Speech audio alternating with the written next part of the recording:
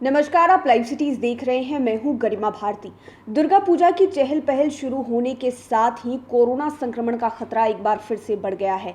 आपने देखा कि किस तरह से पटना में बीते 2 दिनों में कुल मिलाकर 10 मामले निकल कर आए, जिसने लोगों की चिंता बहुत ज़्यादा बढ़ा दी है। वहीं बात कोरोना के बीते आंकड़ों की करें तो बीते आंकड़ों के मुकाबले अभी का जो आंकड़ा है वो बेहद ही कम माना जा रहा है, जिसको लेकर कई सारी जो पाबंदियां हैं उसे हटा दिया गया है और कई सारी छूट लोगों के लिए दे दी गई है। बिहार के यात्रियों के लिए अच्छी खबर है, पहले की जो पाबंदियां हैं उसे हटा दिया गया है और अब जो है वो यात्री आराम से सफर कर सकते हैं।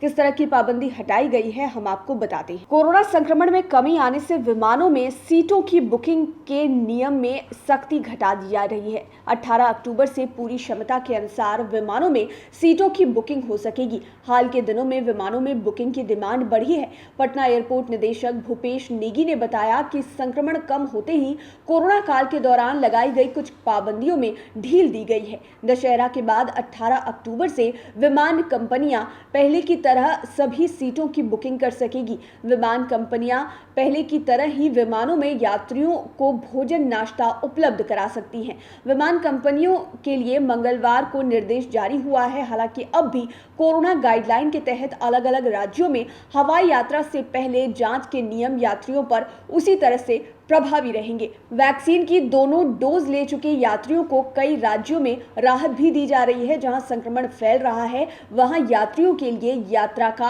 अलग नियम है। वहां हवाई यात्रा से पहले RT-PCR की जांच जो है वो बेहद जरूरी है। लेकिन अच्छी बात यह है कि अब जो है फुल स्ट्रेंथ के साथ जो फ्लाइट्स हैं वो उड़ेंगे। सभी सीटों पर लोग बैठ सकेंगे और ये सुविधा जो है वो अब 18 अक्टूबर से शुरू हो जाएगी। पूरी क्षमता के अनुसार विमानों में सीटों की बुकिंग हो सकेगी। इससे फ़ायदा ये होगा कि जैसे महंगाई और ज़्यादा बढ़ गई थी, रेट्स बहुत ज़्यादा बढ़ गए थे फ्लाइट्स के, हो सकता है कि आने वाले समय में जो टिकटों की दर है वो थोड़ी कम हो जाए, क्योंकि विमान कंपनियों को भी अब काफ़ी सहूलियत हो जाएगी, क्योंकि फुल कैपेसिटी के साथ विमान उड़ने जा रहा है। उन्हें भी फ़ायदा होगा, तो हो सकता है इसके बदले यात्रियों को भी फ़ायदा दिया जाए और जो टिकट के दर हैं उनमें कुछ कमी लाई जाए। अच्छी बात यह है कि 18 अक्टूबर से ही इस प्रक्रिया को शुरू कर दिया जाएगा और अलग अलग राज्यों में यात्रा कर रहे यात्रियों के लिए जो है ये बहुत बड़ी राहत की खबर होगी। जिन लोगों ने दोनों ही डोजेज ले ली है उनके लिए तो कोई दिक्कत ही नहीं है।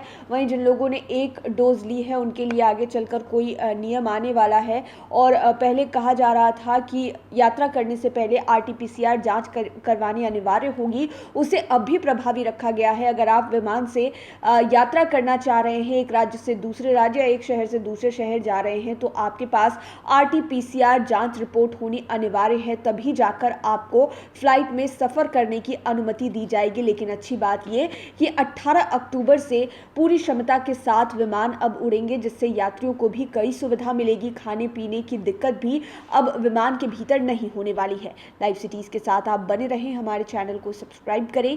ये वीडियो फेसबुक पर देख रहे हैं तो पेज को लाइक करें, साथ ही साथ आप हमें ट्विटर पर भी फॉलो कर सकते हैं। धन्यवाद।